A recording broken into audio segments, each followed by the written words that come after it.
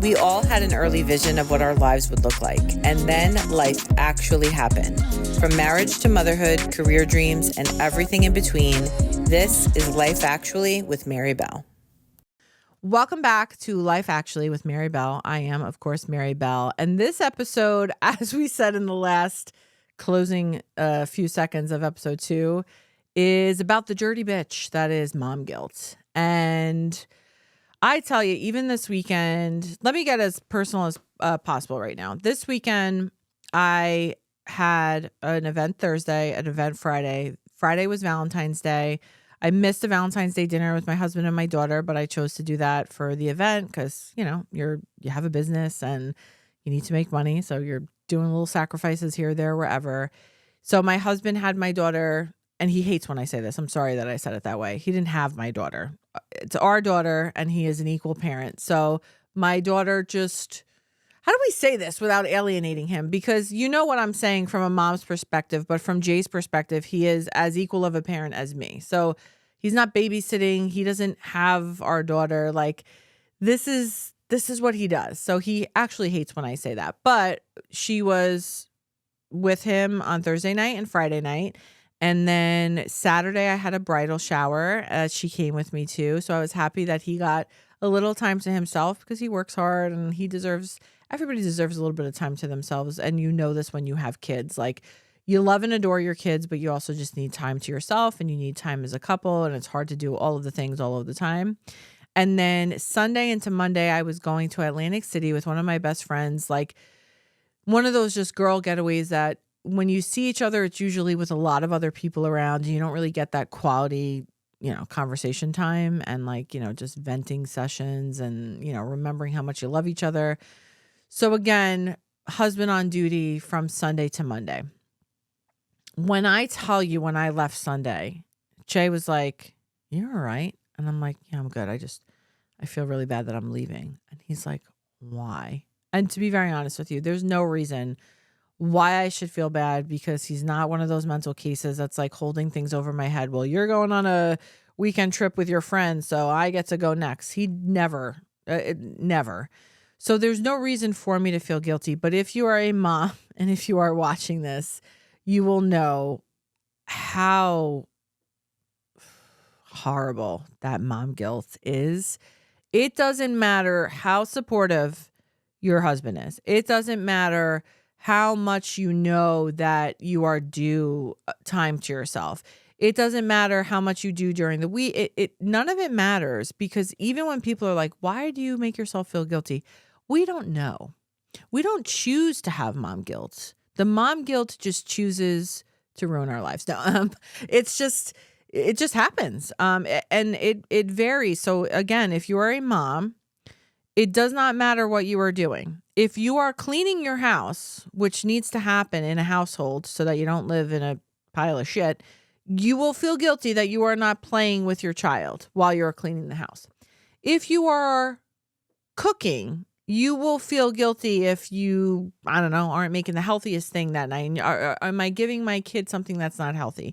If you go away for a weekend with your girlfriend who is also struggling through her own motherhood challenges and everything else, you will feel guilty that you're leaving your house and that your husband, who has told you 97 times that everything is going to be great and he is looking forward to this quality time with your daughter together, like you will still feel guilty. And I don't know if we ever don't feel guilty.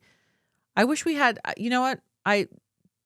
The first episode that we recorded, I believe it was the first one, I shared on the way down. My mom texted me and said, "So Daddy's not really sure how you're going to have a podcast with just you on it. And if you need us to call in to be listeners, pretend listeners," my mom and dad were poised to do that.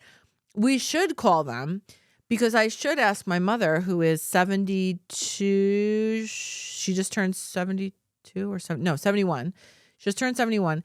When does the mom guilt go away? And I am pretty certain she would sit here or call in and tell you, "Meh, it doesn't go away. It doesn't. You just got to work through it. You just got to work through it." So again, when I was asking people for topics, This was a biggie, and a lot of people have asked me this when I've been guests on podcasts. How the hell did you write a book with a kid at home? And to be fair, one of my biggest answers is I did it, but like I felt really guilty while I was doing it, because to be sitting there with a kid who at the time was 2.5 or so, yeah, I'm typing on my computer or I'm doing social media, and like in any capacity of that, I feel like I'm ignoring her, right? Like, and when I'm sitting there and like I'm gaining weight, like also like we're not outside running around in the spring like a lot of moms and their kids are. We were inside and she's playing by herself inside. And then I feel like I'm not teaching her the best parts about going outside and being super active. So I felt guilty on that front. But, how do you type a book when you're running outside and playing on the playground? So, this whole episode, I guess, and what is a big question from what everybody submitted is, how do you do these things? How do you chase dreams? How do you become the person it is that you want to be, so that, yes, when this is going to be a big thing I say a lot, when you're 80 and you look back at your life, how do you know that you did everything you could to move those dreams forward, but also so that you don't regret missing out on things, so you don't feel like you didn't give your child your all, didn't give your husband your all? Like, how do you balance all of the things? And that was a big topic that a lot of you wanted to touch on. So one thing that I actually saw when I was scrolling Instagram, and after I was getting these topic requests, I saw a meme, and it said, "Parents who adore their kids while also admitting this shit is hard are my people." And that is one super relatable thing for me. And what I say all the time, like, I will be as transparent as possible with you guys, because that's just who I am by nature. That's me and my personality. I don't want mom friends, or any friend, but for purposes of this episode, it's mom related. I don't want mom friends who pretend like they have all their shit together all the time. It's completely unrealistic, and it's not very relatable. On the flip side, it's also hard to have mom friends who are always only complaining all the time. And I mean that with a lot of love in my heart. And if that in any way, shape, or form just tweaked you by hearing it, I think that's probably going to speak to a lot of like stress and resentment that you probably have buried deep inside. And to be the best mother, and to be the best wife, and to be the best friend and family member to everybody, and also just to be the best version of yourself for you, so that you don't go to bed with like your brain firing in 47,000 directions and you don't feel like you ever have time to yourself. I think it's really important to get to the bottom of, why do we feel so much stress as moms? Why do we feel the mom guilt? And how can we better manage all of those expectations and feelings, so that even though we're tasked with one of the most important jobs there is in raising good human beings to put into the world, how do we not lose ourselves in the process? And how do we not completely stress ourselves out to the max, where we always feel like whatever we're doing is not good enough? And I started by saying, my husband was like, "Why do you feel so guilty for leaving?"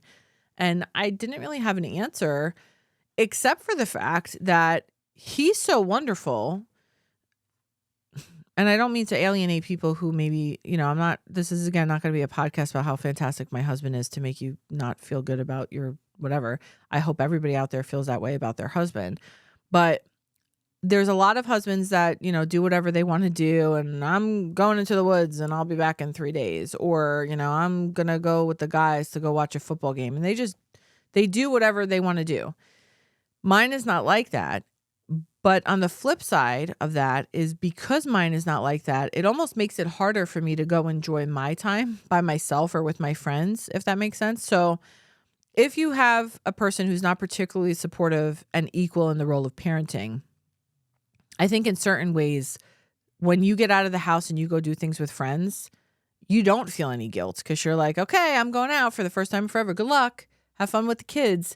And you leave, and it's sort of one of those like, bitch sessions to your friends about, I hope he knows what to do, because, I'm the one that's always doing it all the time, right? Like, I think a lot of people could probably relate to that. If, though, you find yourself in the same boat that I am in, where your husband is your equal partner and he does a tremendous amount, and then even though you know that, yeah, you certainly deserve to go enjoy time out with your friends and have time to yourself, but because he does too, and he doesn't necessarily take it all the time, you feel this supreme amount of guilt. I hope I could just ease your like feelings on that by reminding you, if he's doing something that he's telling you point blank, you deserve to go, please enjoy yourself. If you feel guilty, and if you look like you feel guilty and miserable when you're leaving, it's almost like, what the hell am I doing all of this for if you're not really going to go truly enjoy yourself? Like, please just turn your brain off and go enjoy what you're setting out to do. I've got it here. And I really think the people who have like the awesome husbands who just know how to be a great husband, be a great dad, they have the shit locked down. Like, release some of that control. Let them be the dad that they can be, right? They know they could be. And I think you really have to focus on turning down that control factor so that you can truly enjoy yourself. A, you deserve it. B, you're going to be a better person when you come back. On the way home from Atlantic City the other day, I called my mother and she's like, wow, you sound like a different person.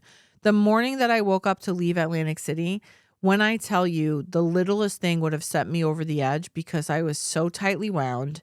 My cup was full.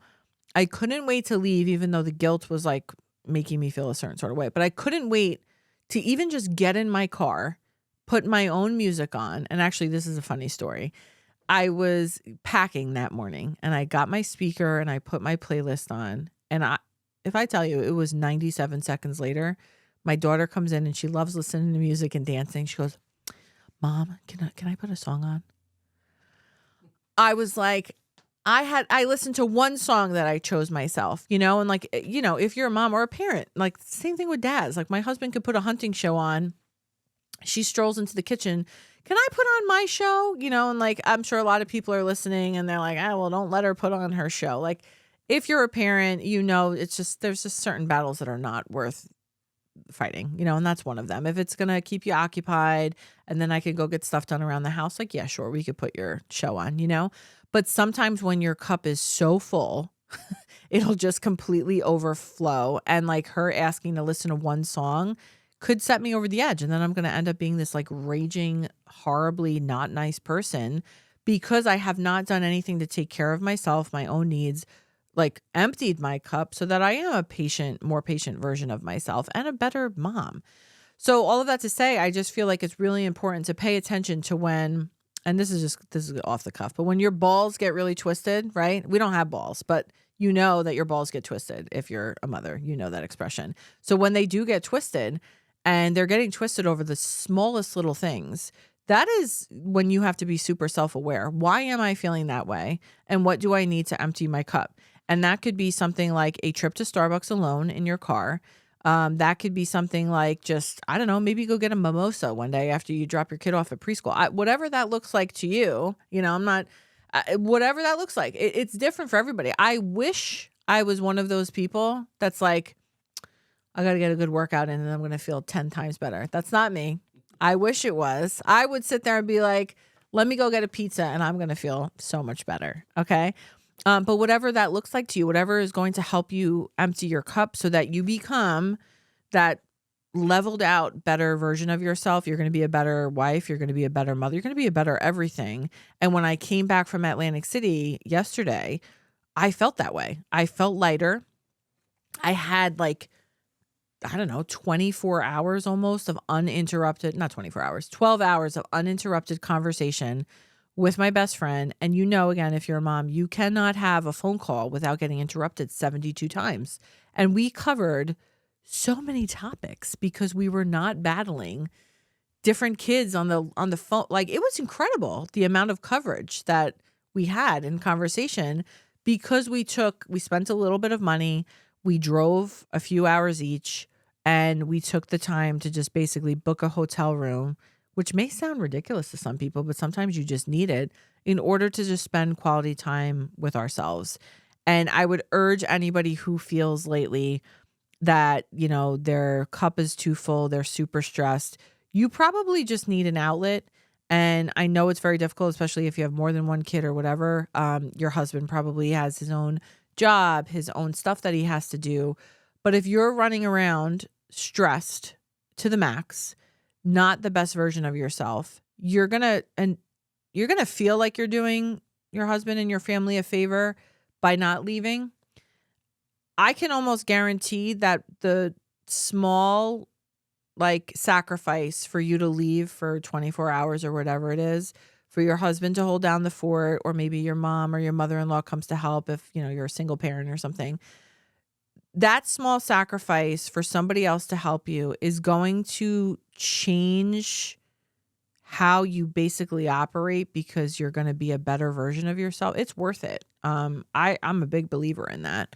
And I think it's important too to surround yourself with people who feel the same, the people who have been moms before, who know. Like my mom and my mother-in-law are great like that. Like they could hear it in my voice. They're like, why don't you go for a drive or something? And I'm like, yes, I sound like I am a nasty person right now. And a lot of times I can be, and I just need to leave. I need to get some fresh air, have some time by myself. And I turn into, just like I said, a better version of myself. So if that helps you realize that it's not being selfish, it's basically helping you be the person that, is the better version of yourself, which everybody who's around you is going to enjoy being around a whole lot more. And really, you do everybody else a favor by doing that, rather than becoming a martyr and saying, oh, I can't leave. I can't do this. I can't do that. No, it'd be too hard on everybody else. People don't want to be around you if you're like, stressed to the max. It's not fun to be around people like that. So I urge everybody to figure out what it is that they think is going to like empty their cup and go do it. And if you don't really have a supportive partner that's going to help you out with that, again, I've talked about that too. It's probably a whole different episode, but it's really not that big of a deal to leave for, a few hours to a day, whatever it looks like that can fit into your schedule to be the best version of yourself. I think that's super duper important. I asked again people to submit different ways that they combat mom guilt.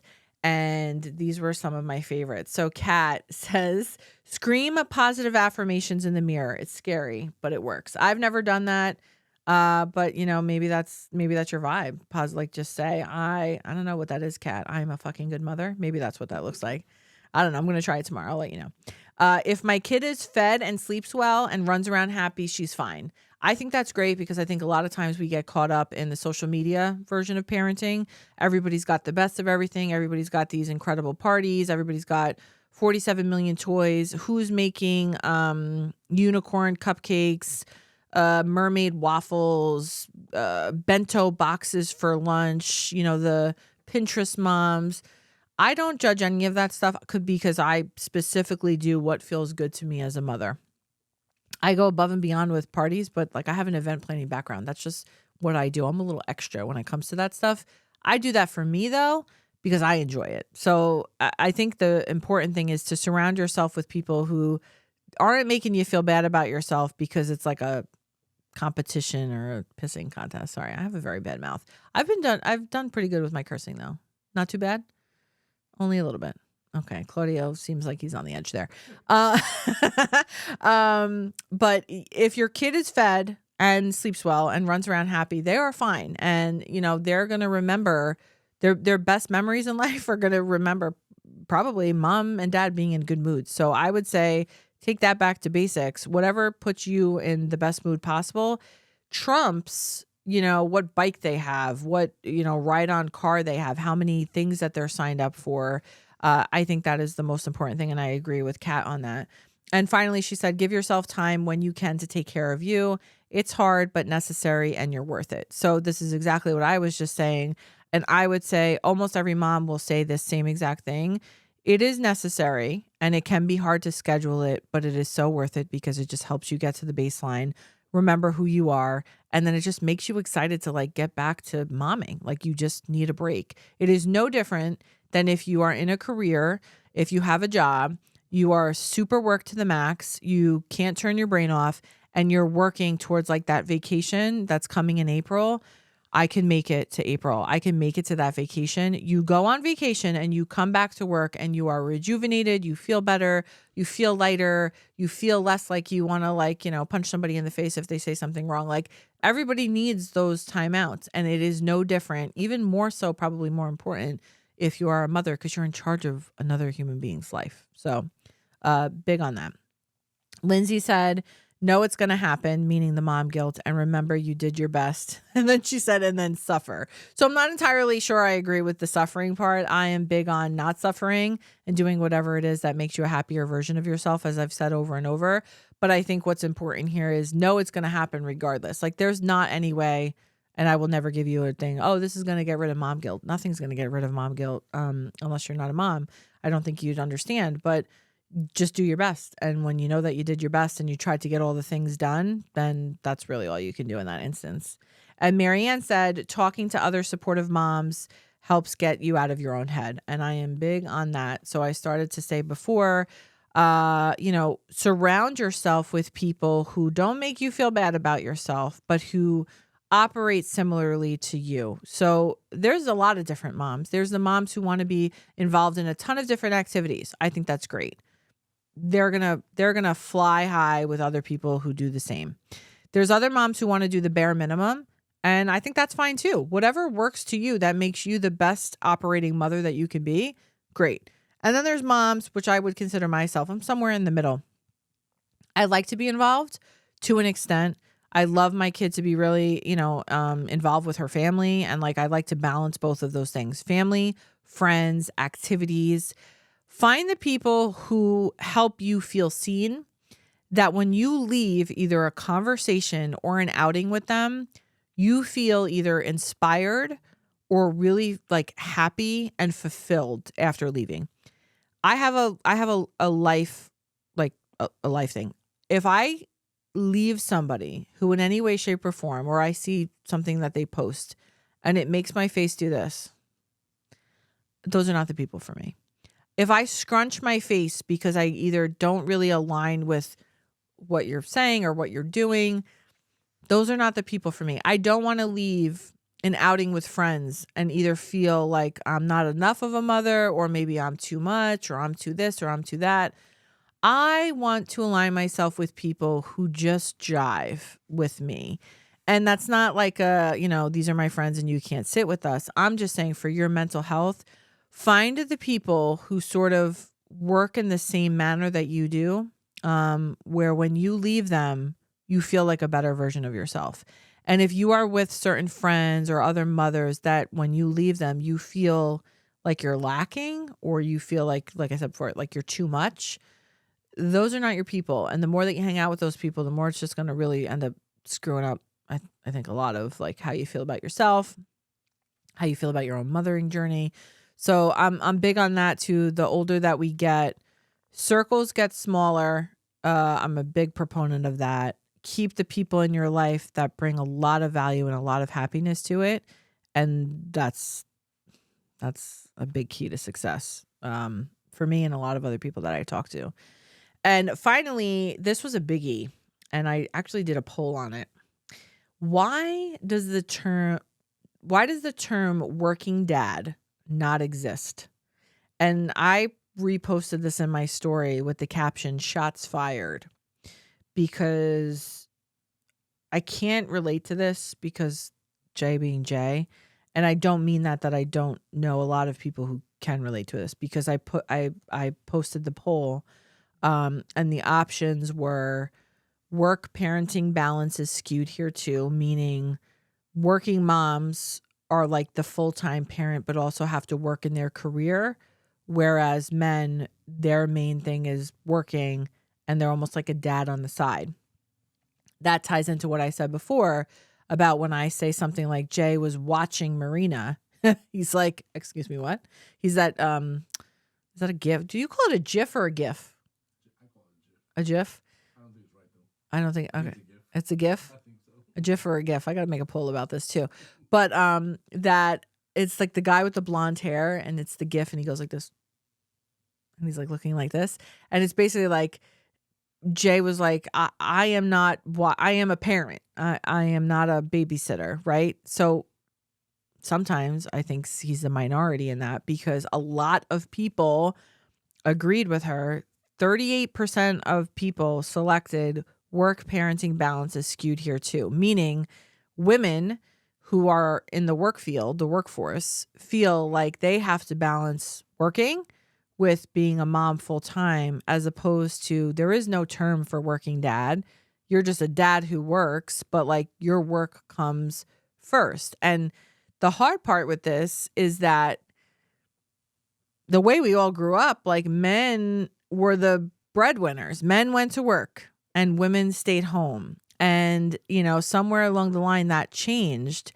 And I think that's really the big distinction, is that we're still trying to, in certain ways, catch up with the times, because if both people are working, which is necessary in a majority of households in order to afford I was about to say the shit show that is life right now, but I don't want to say that. Let's not get political. But everything is really freaking expensive right now. And like, you need 2 salaries unless somebody makes an incredible amount of money. Like it's very hard to pay bills right now. Right.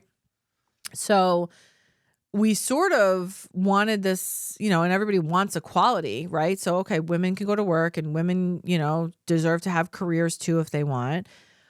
But who is raising the children if both people are working full time? And that's like a really hard pill to swallow, because I think biologically it falls on a mom all the time. Like, just instinctually, naturally, there's so many different words you could say. Like, most things just fall on a mom.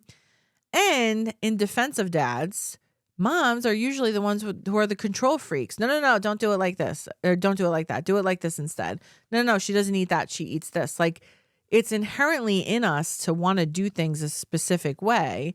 And then sort of when we don't let the dad's dad the way that they would, like, they're almost like, all right, I'll take a step back, so you tell me when you need help. So I don't know. This could be a whole extra episode. We might have to do an extra episode. What are we at right now?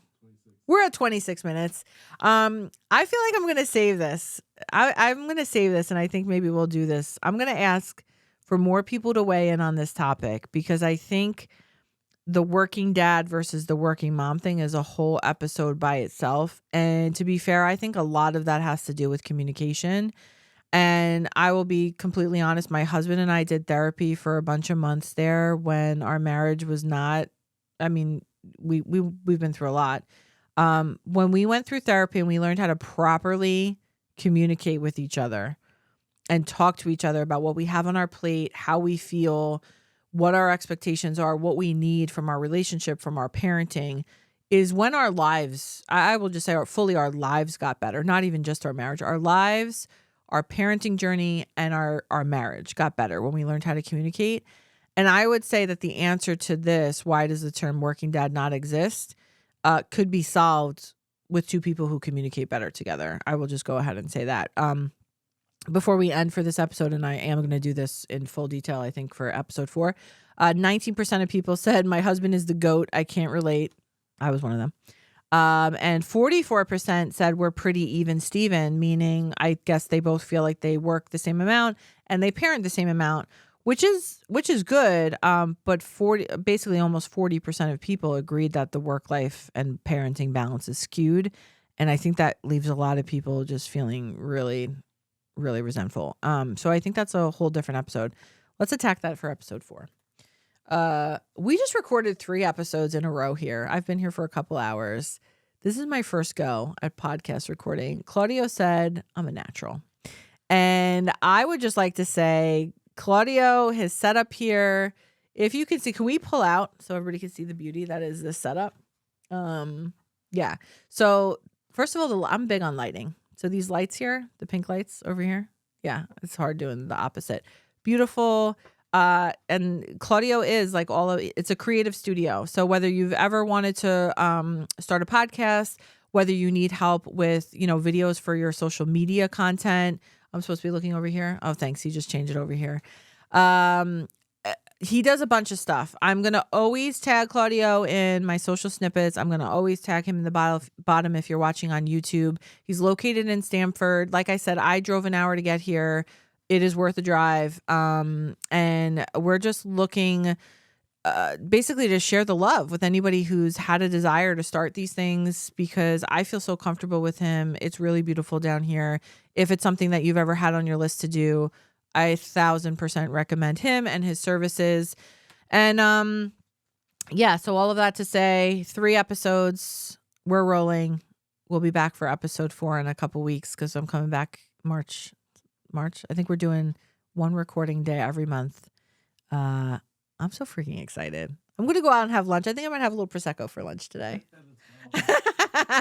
So thank you for my first recording ever. And for everybody who has tuned in from episode 1 through 3, I'm so excited. Thank you for your support. And as Claudio just said, let's go. See you later. Bye.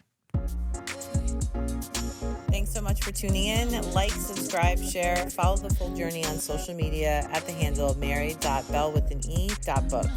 And if you have need for audio-visual content creation and recording services, Cayi Visions is located in Stamford, Connecticut, and can also be found on Instagram at CAYI Visions.